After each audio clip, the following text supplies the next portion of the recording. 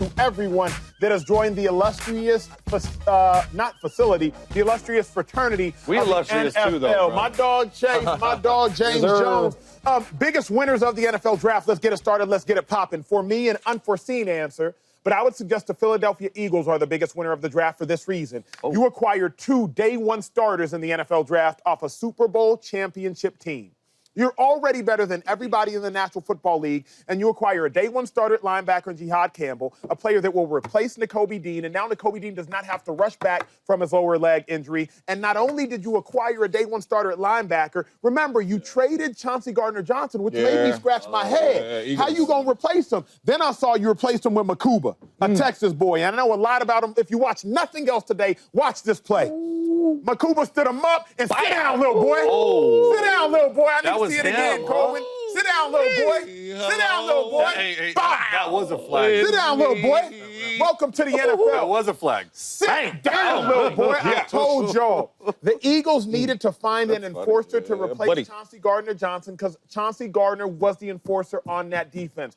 You had a starting linebacker in Campbell, a dude who had 8+ sacks and 8+ tackles in 8 of the 12 games last year. And then you get Makuba. He has enough range to guard the post if need be. Couple him with Blankenship. He can come downhill in the box as well. And I just showed y'all what he can do as a hitter. He can stand you up and he can sit you down. I love what the Eagles did. A Super Bowl team acquiring 2 starters. Come on now. To me, biggest winner. Yeah, that's hard to not disagree with, like, for sure. I'm going to go to the NFC North, though, and I'm going to go to the team that always wins the offseason. At least we think and we talk about them, the Chicago Bears. The Chicago Bears, for me. I thought they had an insane draft. And not only did it start with the draft, it started with free agency. When you go out there and you get paid for, like, the highest paid center, Drew Dahlman. Okay, so your interior 3 of the offensive line. You trade for Joe Thuney from the Chiefs. You trade for Jonah Jackson from the Rams. And then you go out and you draft Colston Loveland. Yeah. Okay, people are like, well, they got Cole Kmet. What are we doing? Okay, have you not watched Ben Johnson's offense? Yeah. Ben Johnson is a 12-personnel offense. Let me break that down. 1 back, 2 tight ends. Yeah. Cole Kmet, Colston Loveland, run pass options out of this 12 personnel. You don't know how the defense is going to play you. Are they going to be in sub personnel, which is like nickel, like 5 DBs? We'll run it. Okay, they're going to be in base. They're going to be in 3 linebackers. We're going to throw it. Both of these tight ends stretch the field. And then you go out, and I thought no player fell a little bit more than Luther Burden. Come on now. Luther Burden is a bona fide. He will start day one in the slot. He's good. So you put him in the slot. He's like, we broke him down here. He's like a Deebo Samuel for me. Get the ball in your hand. He can do so many things with it. Bubble screen, stuff like this. Takes pressure off of the quarterback. Then you put him with Rome Odunze and DJ Moore. Look, Ben Johnson is doing a heck of a job in the offseason. I know Bears fans don't get too excited, but Ben Johnson has a clear plan.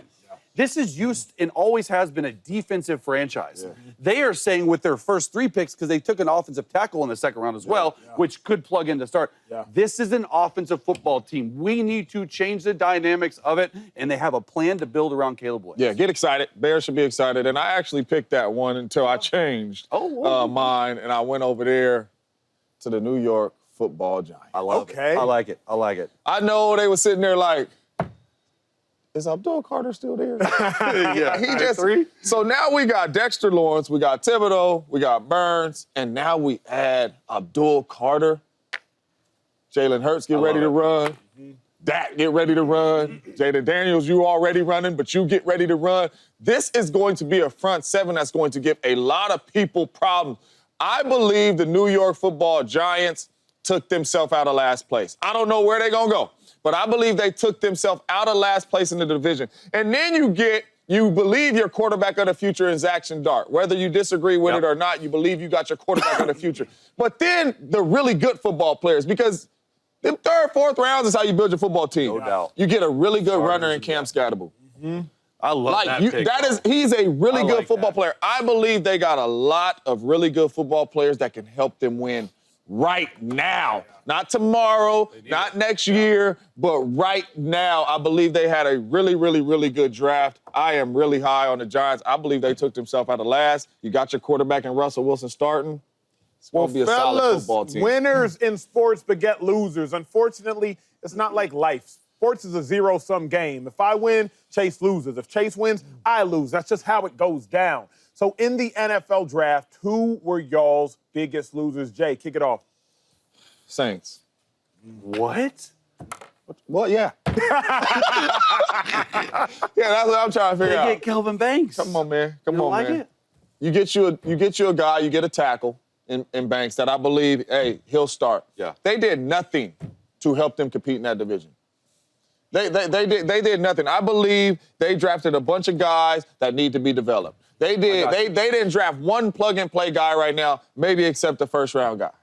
Not one. Yeah. And you are trying to compete to win a division. And then you go out there, my dog Derek Carr, he don't miss games. He's going to be okay. My dog Derek Carr. But at the same time, you draft a quarterback that, Chase, I ain't here to knock nobody, but it was a reach. It was a reach. And I don't think he's the guy that's New Orleans should be like, hey, man, if something happened to Derek Carr, we are in good hands. No, I don't know what the Saints was doing. I absolutely do not know what the Saints was doing. But, hey, they are my loser in the draft. Hopefully all these players plan out because I root for all these players that got drafted. But I did not like they planned in this draft at all. Yeah. For me, it was the Miami Dolphins. The reason is they didn't do anything notable, number one. And number two, Chase, probably what perturbed me the most. You have already said you and Jalen Ramsey are working on getting traded. Yeah. Make the trade. Make the trade during the draft, acquire something, a pick, multiple picks, and then use those picks. You got 2 defensive tackles of 2 of your first 3 picks. Now, the Dolphins, unfortunately, didn't have a ton of draft capital, especially not a ton of significant draft capital. You get Kenneth Grant. You get a defensive tackle out of Michigan who wasn't even the best defensive tackle on his team. Obviously, a defensive tackle went earlier to the Cleveland Browns. And then you go out there and you get an offensive lineman. I respect the offensive lineman. You always need to protect Tua.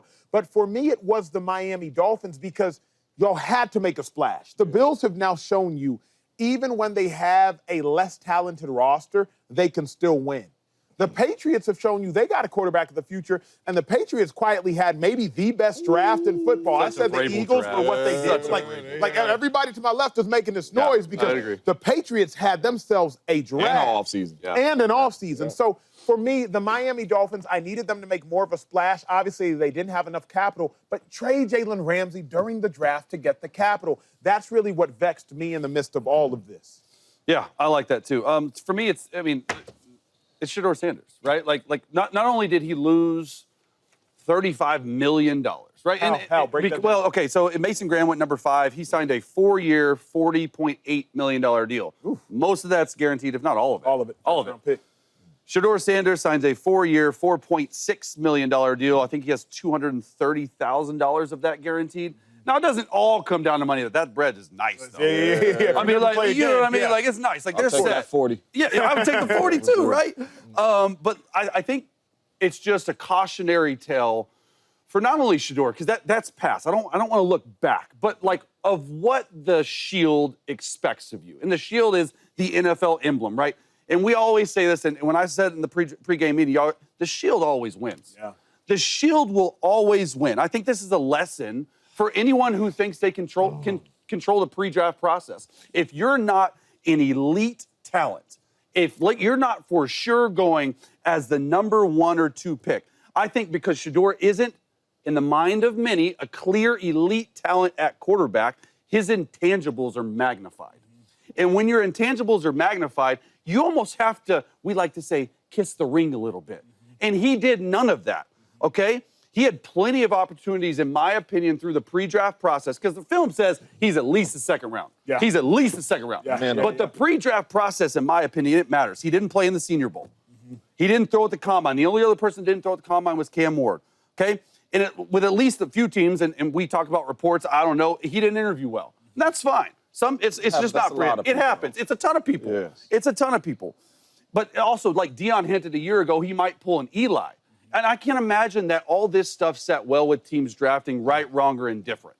And so for me, it just comes down to sometimes teams don't simply want the spotlight and potential distraction that comes with that. And so for me, it's like you call it like the celebrity quarterback. Yeah. Bill Parcells called it a celebrity quarterback. Sean Payton called it a celebrity quarterback. Don't be a celebrity quarterback. And I'm not saying Shedeur's all those things. I'm just saying maybe looking back on it and a cautionary tale moving forward, maybe we just go through the pre-draft process. Maybe we just try to improve our draft stock as much as we can. From a fiscal standpoint, it is indisputable that Shedeur Sanders lost more money than every other player in this draft. The only players who slid as much, Will Johnson slid from the first round, I think, the second round of the year on the Cardinals. Isaiah Bond slid from being a drafted player to not only undrafted, but Isaiah Bond, I don't even think has been picked up in free agency. Obviously, he has off-the-field issues. So I'm saying it's almost indisputable that Shedeur, from a pure fiscal standpoint, he clearly lost the most amount of money in the NFL draft. But and it had nothing to do with his play. You grit your teeth when Chase was talking. Well, I mean, we're gonna get on this topic a little later, but it's just, I don't know, man. The young bull lost all this money, man, and everything that I hear everybody saying, that's been so many players. Interview bad. I don't know, man. I remember all my coaches told me, bruh, you cannot play the damn game of football without no swag and confidence. If you trot out there and you don't have that, you know what? You're either going to be on the bench or you're going to get your butt hurt. Yeah. You know what I'm saying? And then when a dude is showing that, whether it's showing to watch, whatever it is, playing with passion, people do it at different levels. It's been so many quarterbacks that we've heard come out of there like, hey, he ain't interview well. He ain't slide like Shedeur. So for me, you can touch on a lot of different things, man. But one thing my agent always told me, son, I ain't getting you drafted. You know what's getting you drafted? Your damn tape. Yeah. If you run a fast 40, you know where they gonna go? They gonna go back to the tape. If you run a slow 40, you know where they gonna go? They gonna go back to the tape. You know what I'm saying? So for me, it's like Shedeur's slide had everything to do with everything else but the damn tape. Yeah. And that's a problem to me. Would say you're at least and that's the problem. But let me ask you this, though, James, not to belabor a point, though.